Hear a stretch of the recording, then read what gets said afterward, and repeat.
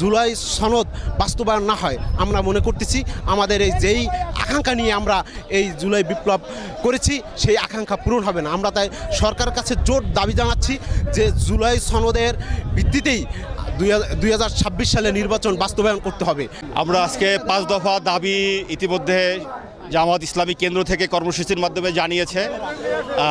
শহীদের আকাঙ্ক্ষা, শহীদের স্বপ্ন সামনে রেখে জুলাই সনদের আইনি ভিত্তি দিতে হবে।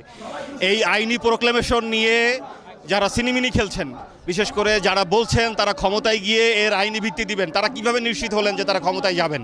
এটি আমাদের দাবি।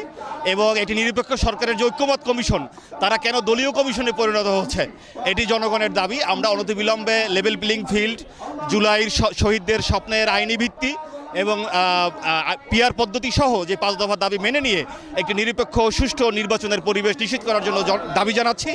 যদি এর বিপরীতে একটি